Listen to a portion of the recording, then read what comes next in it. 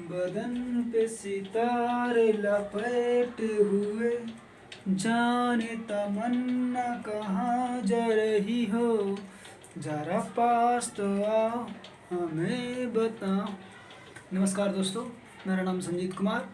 आज हम लोग पहले वीडियो में तो हमने पॉलिटी को डिस्कस किया था, उनके टॉपिक को डिस्कस किया था, क्या क्या पढ़ना था, और दूसरा वीडियो ज्योग्राफी को लेकर आए। मैं ये सोच रहा हूँ ना, बीपीएससी को ध्यान में रखते हुए 3 सब्जेक्ट को एक साथ लेकर चलूँ। पहला हो गया आपका पॉलिटी, दूसरा ज्योग्राफी, देन तीसरा साइंस। उस सेक्शन को भी नहीं छोड़ना, क्योंकि साइंस से 27 से 30 क्वेश्चन एवरी ईयर रहते हैं। ठीक, तो आइए हम लोग अब डिस्कशन करते हैं टॉपिक पे। सीधे इसका कोई पहले वो डिस्कस नहीं करेंगे। ठीक, डायरेक्ट हम इसको टॉपिक से उठाते हैं। पहला टॉपिक हम एस्ट्रोनॉमी देखेंगे, जिसको हिंदी में खगोलिकी कहते हैं, खगोलिकी। ठीक, इसको हम देखेंगे। ठीक, तो आइए सबसे पहले हम इसमें देखेंगे ब्रह्मांड। ठीक, ब्रह्मांड किसको कहा जाता है, पहले इसको डिफाइन करते हैं। ब्रह्मांड, देखिए ब्रह्मांड का परिभाषा लिखना चाहते तो लिख सकते हैं। ब्रह्मांड असंख्यक आकाश गंगाओं, गैस, धूलकण सहित काले पदार्थ की विशाल मात्रा के समूह को ब्रह्मांड कहा जाता है। ठीक, ब्रह्मांड किसे कहा जाता है, तो असंख्यक आकाश गंगाओं, ठीक, गैस, धूलकण सहित काले पदार्थ की विशाल मात्रा के समूह को ब्रह्मांड कहा जाता है। ठीक,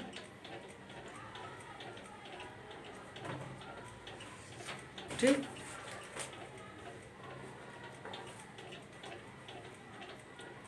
देखिए ब्रह्मांड में जो है ना, ब्रह्मांड में हमारा जो ब्रह्मांड है, ब्रह्मांड में ठीक है 6% में इसका 6% अदर पार्ट है, इससे कुछ अदर पार्ट्स हैं, पार्टिकल्स हैं। ठीक, और जो 94% जो है, 94% डार्क मैटर, काले पदार्थ, डार्क मैटर। ठीक, ये ब्रह्मांड के अंदर। अब हम लोग बात करते हैं आकाशगंगा की। ठीक, आकाशगंगा, इसका डिफिनेशन लिखना चाहते हैं आप लोग तो लिख सकते हैं, आकाशगंगा। ठीक, आकाशगंगा का डिफिनेशन लिखिए पहले। अरबों खरबों तारों के साथ गैस तथा धूलकणों के बादलों से युक्त समूह को आकाशगंगा कहा जाता है। ठीक, अरबों खरबों तारों के साथ गैस तथा धूलकणों के बादलों से युक्त समूह को आकाशगंगा कहा जाता है। ठीक, आकाशगंगा 3 प्रकार के होते हैं। कौन कौन सा, तो दीर्घ वृत्ताकार आकाशगंगा, ठीक, दूसरा सर्पाकार आकाशगंगा, और तीसरा अनियमित आकाशगंगा। दीर्घ वृत्ताकार आकाशगंगा है, देखिए इसका बनने का परिणाम, देखिए तो एक पुराना तारा और दूसरा नवीन तारा। ठीक, जब ये दोनों आपस में टकराते हैं तो वलय करने लगते हैं, तो जिसके कारण से ये दीर्घवृत्त बन जाता है।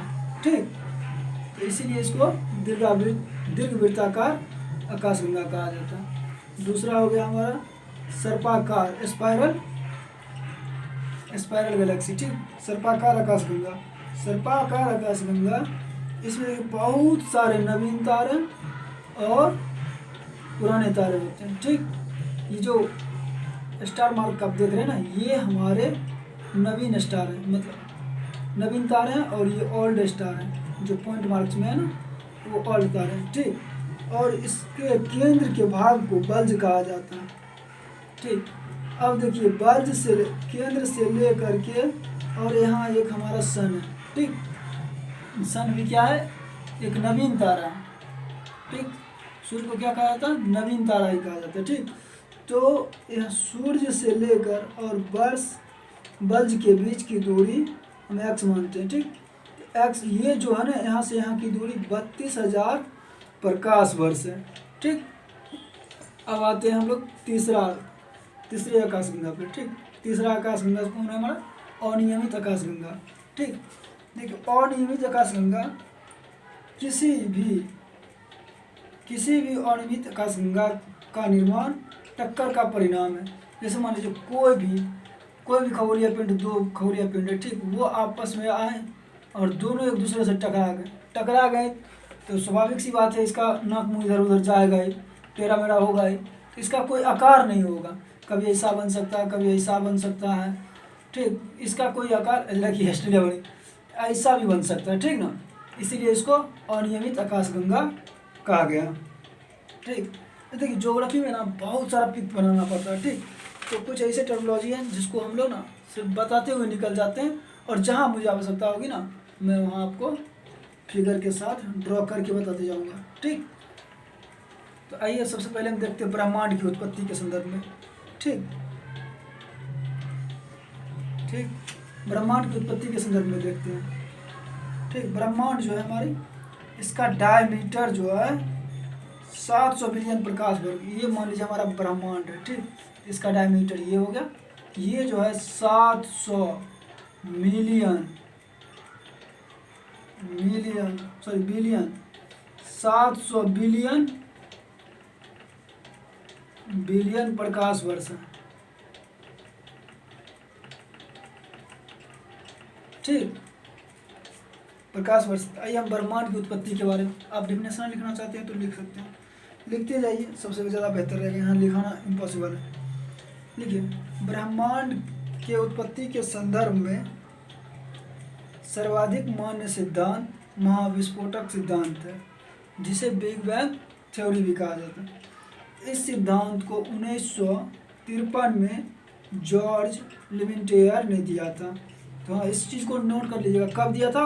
1953 में, 1953 में किसने दिया था? अब इसको मिटा देते हैं, ठीक ना, साथ में क्रोनोलॉजी करते हुए जाएंगे, अच्छा लगेगा। ठीक,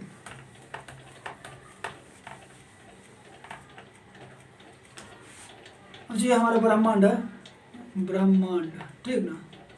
अब इसका जो है, इसका सबसे बड़ा सिद्धांत क्या है? Big bang theory, big bang theory. इसको किसने दिया था? जॉर्ज लिमिटेयर ने। ठीक, कब दिए थे? 1953 में। ठीक, हाँ, तो दिया था। इनके अनुसार बहुत सारे कॉस्मिक पदार्थ एक जगह मौजूद थे, ठीक, तथा अवशोषित होने के कारण इनके आंतरिक भागों की ओर इनमें गति देखी जा रही थी। ऐसी स्थिति में इनके घनत्व और तापमान दोनों में वृद्धि हो रही थी। इनके केंद्रीय भाग का तापमान बढ़ता चला गया, जितनी मात्रा में ऊष्मा को वह संग्रहित कर रख सकता था, उससे अधिक मात्रा में ऊष्मा का संकेंद्रण हो गया। ऐसी स्थिति में इसके केंद्रीय भाग में एक बड़ी विस्फोट की घटना हुई।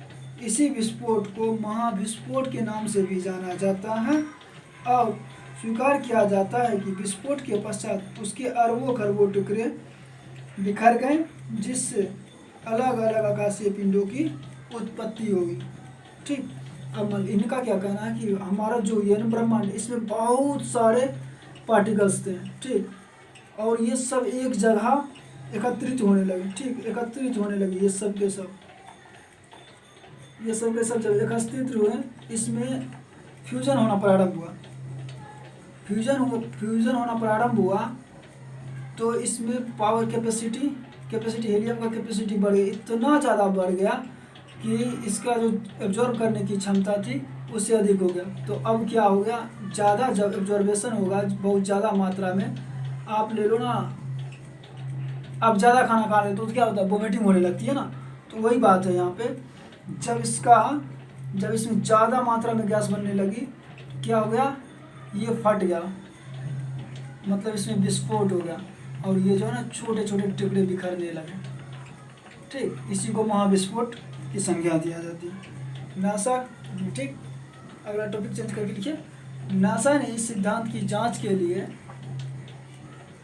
एक दल, जिसको मैप कहते हैं, microwave atmospheric probe map, MAP map, microwave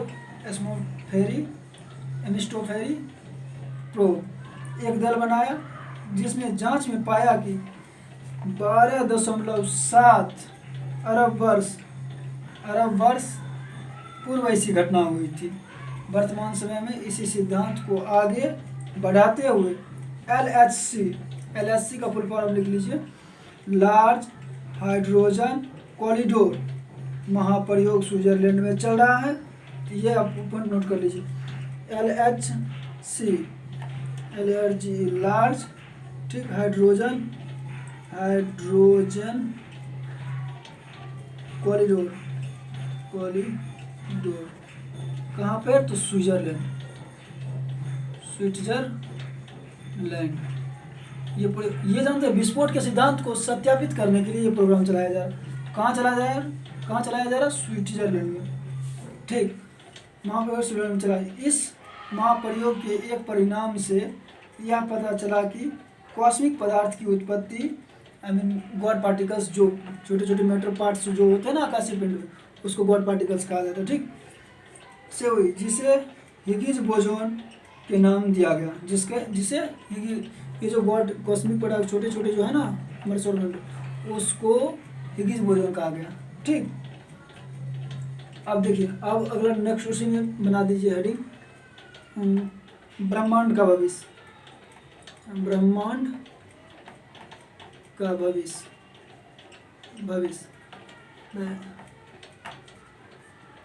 ब्रह्मांड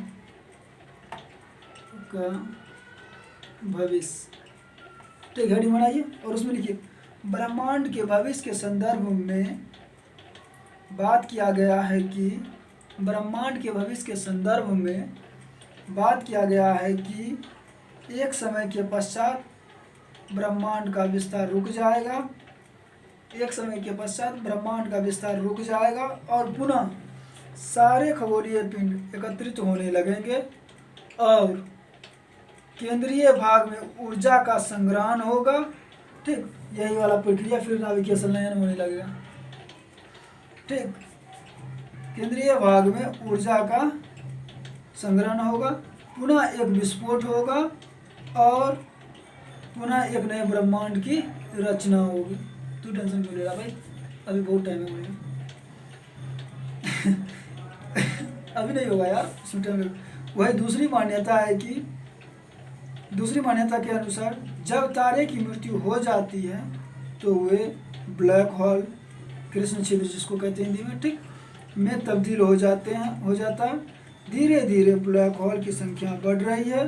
जब ऐसा ब्लैक होल की संख्या काफ़ी बढ़ जाएगी तो ये आपस में एकत्रित होने लगेगी, ठीक, और इसके एकत्रित होने से सारे खगोलीय पिंड इसमें समाहित हो जाएगी और अंत में हमारा ब्रह्मांड नष्ट हो जाएगा। अच्छा, एक चीज़, कृष्ण छिद्र जो है ना ब्लैक होल में, कोई भी इतना ये घना होता है ना, इसमें इतना ग्रेविटेशन होती है ना, कोई भी वस्तु इसके आर, यहाँ तक कि लाइट भी, ये इतना सघन होता है, इतना ज़्यादा, इसमें इतना ज़्यादा ग्रेविटेशन होता है ना, ये प्रकाश भी इससे पार नहीं हो सकती है।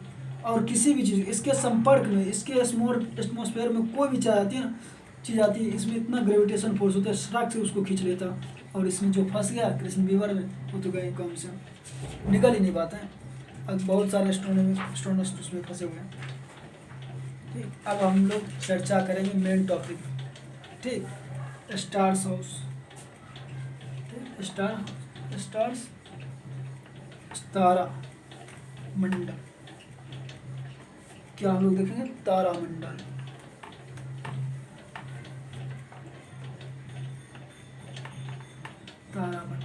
अच्छा, इसमें भी ना मैं सिर्फ बोलते जाऊंगा, आपको नोट करना होगा, ठीक। पहले फिगर बना देता हूँ या पहले बोल दूँ, चलिए बोलते जाता हूँ, आप सुन लिख लीजिएगा, ठीक। तारों की निश्चित संख्या जब निश्चित आकार में दिखाई देती है तब उसे तारामंडल कहा जाता है।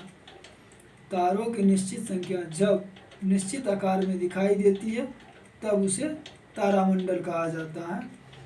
हमारे आकाशगंगा में अब तक 88 तारामंडल है। हमारे आकाशगंगा कौन है? मिल्की वे। ठीक, हमारे आकाशगंगा में 88 तारामंडल की पहचान की गई, जिसमें से हाइड्रा सबसे बड़ा तारामंडल है। हाइड्रा सबसे बड़ा तारामंडल है, इसको अंडरलाइन कर लीजिएगा। ठीक ना, हमारा सबसे बड़ा तारामंडल कौन है? हाइड्रा, जिसमें 92 तारे हैं, जिसमें 92 स्टार्स हैं। ठीक, जबकि क्रस सबसे छोटा तारामंडल है, जिसमें मात्र 4 तारे हैं। हमारे समाज में प्रचलित सभी राशियां कुंभ, मीन, मकर आदि तारामंडल के उदाहरण हैं। ठीक, जैसे कहते हैं ना, तुम कौन सा राशि हो, कुंभ राशि, तुला राशि वगैरह। ठीक, इतना ही नहीं, इन राशियों का फल हमारे नक्षत्र पे भी पड़ता है। ठीक, देखिए राशियां जो भी हैं, राशियां कुंभ, मीन, मकर आदि तारामंडल के उदाहरण है। ठीक, राशियों के अतिरिक्त एक प्रकार का तारामंडल नक्षत्र की संख्या 27 बताई गई है। लिख लीजिएगा, 27 बताया गया क्या चीज़ का? नक्षत्र की। हो सकता है कि हमें पूछ दे नक्षत्र की संख्या कितनी बताई गई है। ठीक, 27 बताई गई। मान्यताओं के अनुसार प्रत्येक नक्षत्र का मानव जीवन पर सकारात्मक प्रभाव नहीं देखा गया। ठीक, जैसे हम कहते हैं ना, कोई अरे तो कन्या नक्षत्र में जन्म लिया, बस वही बात है, प्रभाव नहीं देखा जाता। कुछ नक्षत्रों का उदाहरण है मेघा, स्वाति, पुष, रोहिणी, खेती, रेवती, आद्रा जिसको बोलते हैं हम लोग लोकल लैंग्वेज। ठीक, आदि। आइए हम तारा का डेफिनेशन देखते हैं। ठीक, एक ऐसा खगोलीय पिंड जिसमें सर्वाधिक मात्रा में हाइड्रोजन तथा हीलियम की मौजूदगी हो तथा उसमें अपना उष्मा और प्रकाश हो, तारा कहलाता है। ठीक, तो तारा का डेफिनेशन क्या है? वैसा खगोलीय पिंड जिसमें हीलियम और अपना उष्मा हो, उसको तारा कहा जाता है। ठीक, तारे में इन 2 प्रधान गैसों की अतिरिक्त क्या चीज़? उष्मा और हाइड्रोजन और हीलियम। ठीक, तारों में हाइड्रोजन और हीलियम के अतिरिक्त और भी गैस पाए जाते हैं, जैसे carbon dioxide, oxygen, nitrogen dioxide, साथ साथ कुछ तत्व गैस जैसे मैग्नीज, आयरन, सिलिका, मैग्नीशियम गैसीय अवस्था में मौजूद होते हैं। जानते हैं क्या करेगा? ऐसे दे देगा हाइड्रोजन, नाइट्रोजन, ठीक, हीलियम, ठीक, कार्बन डाइऑक्साइड। पूछेगा इनमें से कौन तारों में मौजूद होते हैं। ठीक, आपको पता रहना चाहिए। हो सकता है कंफ्यूज में, अगर ये सारे नाम नहीं पता होंगे तो आप कंफ्यूजन में गलत भी कर सकते हैं, या किसी एक को एलिमिनेट करके छोड़ देंगे, इसमें दिक्कत हो जाएगी। ये सब के सब होते हैं। ठीक, तारे में घूर्णन तथा परिक्रमण दोनों गति होती है। ठीक, तारे कई रंग के होते हैं और तारे के अलग अलग रंगों से तापमान का पता चलता है। ठीक, तारों के अलग अलग रंगों से तापमान का पता चलता है। देखिए 2 चीज़ें ना, तारे में अपना घूर्णन गति भी होती है और परिक्रमण गति भी होती है। ठीक, स्टार्स में। ठीक, आइए इसको हम क्रोनोलॉजी बना लेते हैं। सबसे पहले ब्लू, ठीक, उसके बाद लाइट ब्लू, उसके बाद वाइट, उसके बाद येलो, येलो, ठीक, light orange, LIGHT, light, ORANGE, orange, light orange. ठीक, उसके बाद ऑरेंज, ठीक, ऑरेंज के बाद फिर देन सबसे लास्ट में ब्लैक होती है। ठीक, इसके अंदर टेम्परेचर के अकॉर्डिंग देखा जाता है इसको।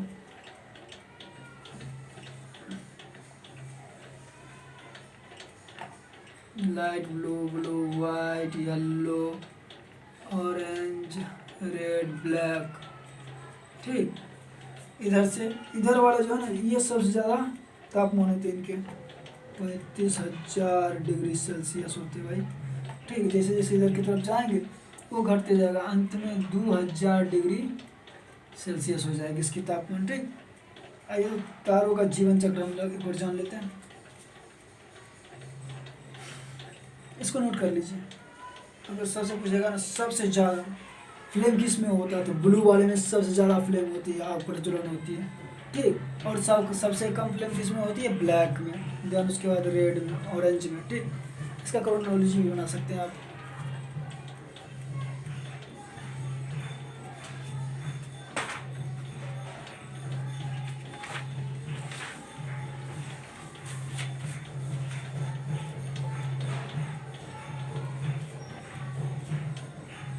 इसको लिख लिया ना, दूसरा बनाते हैं, फिगर ड्रॉ करते हैं।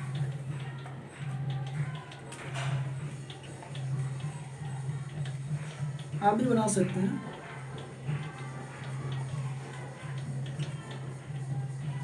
Hot cloud,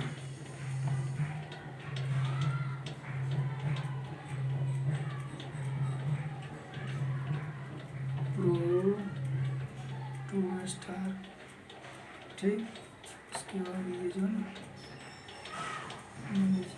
star.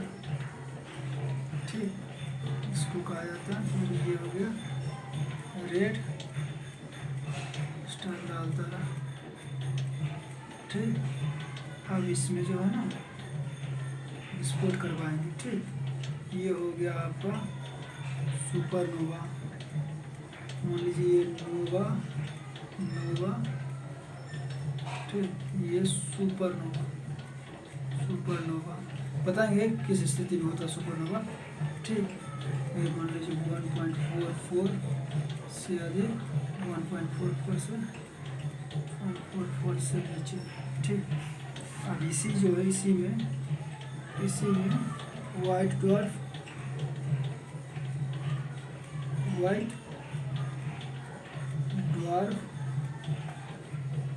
ठीक, और ये न्यूट्रॉन तारा, न्यूट्रॉन स्टार। ठीक, न्यूट्रॉन स्टार।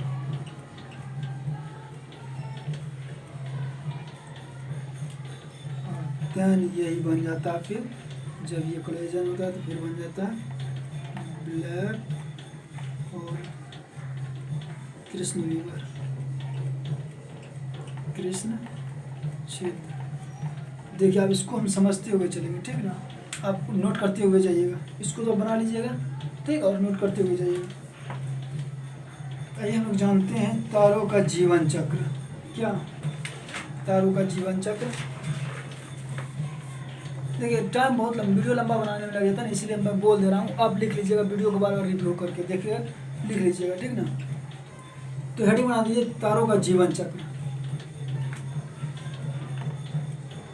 तारों का जीवन चक्र। ठीक, लाइफ ऑफ स्टार्स।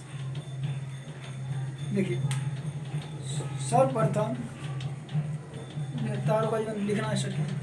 सर्वप्रथम अंतरिक्ष में गैस तथा धूल कणों से युक्त एक मेघ, ब्रैकेट में बादल लिख दीजिए। ठीक, बादल बनती है जिसे ऑट क्लाउड कहते हैं। पहले ऐसे होता है ना, बादल ऐसे बनता है, घूम रहेगा टाइप का। ठीक, जिसे ऑट क्लाउड कहते हैं। निकट में किसी तारे के गुजरने या किसी तारे में विस्फोट के पश्चात इस मेघ में प्रवेश कर जाती। अच्छा, ये जो है ना निकट से ये तारा, मान लीजिए प्रोटो स्टार, ये आ देता है, ये मतलब कोई विस्फोट हुआ तो ये जो ऑट क्लाउड है इसमें प्रवेश कर जाती है। ठीक, इसमें गुजरने से किसी तारे के पश्चात इसमें मेघ प्रवेश कर जाती है, जिससे इसके अंदर घूर्णन गति आ जाती है। ठीक, और इसका आकार गोलाकार हो जाता है, पूर्ण नहीं होता, थोड़ा सा गोलाकार होता है। पुनः आंतरिक भागों की ओर ऊष्मा उत्पन्न होने लगती है। ठीक, पुनः आंतरिक भागों की ओर ऊष्मा होने लगती है। तारों से ठीक पहले की अवस्था आदि तारा कहलाती है। ठीक, जब ये ऊष्मा इसमें होती है तो इसमें थोड़ा सा ग्रेविटेशन आया था, तो फिर तारा जो तो पूर्ण स्टार ना होकर के थोड़ा सा ये गोलाकार में आ जाते हैं। ठीक, मतलब तारे के भांति दिखने लगते हैं। तो इसको कहा जाता है प्रोटो स्टार, मतलब आदि तारा। प्रोटो स्टार के पश्चात तारे के केंद्रीय भाग में अधिक ऊष्मा उत्पन्न होने लगती है और ऊष्मा इतनी अधिक हो जाती है कि वहाँ मौजूद हाइड्रोजन का संलयन होने लगता है। जब इसमें जो है ना, इसमें जब ये प्रोटो स्टार होती है, इसमें जब ज़्यादा हाइड्रोजन होने लगती है तो फिर वो अभिक्रिया करने लगती है, फ्यूजन करने लगती है, जिससे हीलियम का निर्माण होने लगता है। ठीक, यही तारा कहलाता है, यही जो है स्टार कहलाने लगता है। ठीक, जैसे मान लो फिर क्या होता है ना, हाइड्रोजन और हाइड्रोजन मिलकर हीलियम और प्लस लाइट प्लस एनर्जी बन जाती है। ठीक, इस अवस्था में तारे 5 से 6 अरब वर्ष तक मौजूद रहते हैं। कौन से? ये वाली अवस्था में तारा 5 से 6 वर्ष तक मौजूद रहते हैं, 5 से 6 वर्ष तक मौजूद रहते हैं। इसके पश्चात आंतरिक भागों में अधिकता, इसके पश्चात इसके अंदर जो है ना हीलियम की मात्रा बढ़ने लगती है, हीलियम की मात्रा बढ़ने लगती है। ठीक, तो इसके आंतरिक भागों में हीलियम अधिकता बढ़ने लगी, हीलियम की अधिकता होने लगती है और ऐसी स्थिति में केंद्रीय भाग में हीलियम क्लोराइड का विकास हो जाता है, जिससे तारों का रंग लाल हो जाता है। या जब यही क्रिया किसी बड़े तारे लाल हो जाता है, इस अवस्था को लाल दैत, इसी को लाल दैत कहा जाता है, रेड ज्वाइंट। जब हीलियम अधिक मात्रा में हो जाती है तो इसको रेड ज्वाइंट कोर बनने लगती है, तो इसे रेड ज्वाइंट कहते हैं।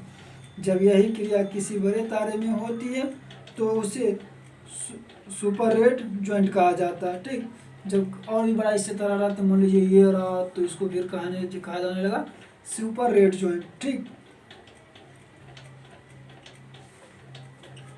आंतरिक भाग में कार्बन के पश्चात वहाँ तापमान इतना अधिक हो जाता है कि तारों में विस्फोट हो जाता है। तारे में विस्फोट के पश्चात अगर इसका चमकीलापन पूर्व तारे की अपेक्षा 20 गुना अधिक, देखिए ये जो मान लीजिए ये तारा है, ठीक, अगर इसमें जो चमकीलापन है, ये जो इसका जो लाइटिंग है, ब्राइटनेस है, वो 20 गुना अधिक होगा, 20 गुना प्लस होगा, तो इसको सुपरनोवा कहते हैं। ठीक, और जब यही 20 गुना लेस देन हुआ, 20 गुना कम हुआ तो इसको नोवा कहते हैं। ठीक, ये जो रेड जॉइंट है ना, रेड जॉइंट, उससे जो 20 गुना अधिक तो स्थिति को सुपरनोवा कहते हैं और 20 गुना कम स्थिति को नोवा कहा जाता है। ठीक, अब देखिए सुपरनोवा कहता है, नोवा कहा जाता है। विस्फोट के पश्चात तारों के बिखरे हुए टुकड़े अपने गुरुत्वाकर्षण के पश्चात पुनः आपस में जुड़ जाते हैं। ऐसी स्थिति में एकत्रित हिस्सा छोटे तारे के रूप में होते हैं, तो उसे श्वेत वाहन कहते हैं। अच्छा, जब ये जो हुआ ना, इसको विस्फोट के बाद जो टुकड़ा इधर उधर बिखर रहे थे, जब ये आपस में मिल जाते हैं तो इसी स्थिति को छोटे छोटे समूह मिलकर जो बनते हैं तो उसको कहा जाता है व्हाइट रॉक। ठीक, श्वेत वाहन। ठीक, तथा बड़ा हिस्सा न्यूट्रॉन, अब मतलब ये छोटा वाला हिस्सा ये क्या हो गया, व्हाइट डॉर्फ, और ये बड़ा वाला हिस्सा क्या होगा, न्यूट्रॉन तारा। ठीक, तारे की इस अवस्था के पश्चात गुरुत्वाकर्षण इतना बढ़ जाता है कि एकत्रित हुए भाग काफ़ी कठोर हो जाते हैं। ये जो होता है ना, एकदम हार्ड हो जाते हैं। ठीक, ये काफ़ी कठोर हो जाते हैं और अधिक गुरुत्वाकर्षण के कारण प्रकाश का परावर्तन नहीं हो पाता और अधिक ग्रेविटेशन, पता नहीं इतना ग्रेविटेशन का हो जाता है ना, जिससे वहाँ प्रकाश नहीं निकल पाते हैं। जब ये दोनों आपस में वही जब ये दोनों आपस में जुड़ जाते हैं तो इसमें इसका ग्रेविटेशन बढ़ जाता है, तो क्या बनता है, ब्लैक होल।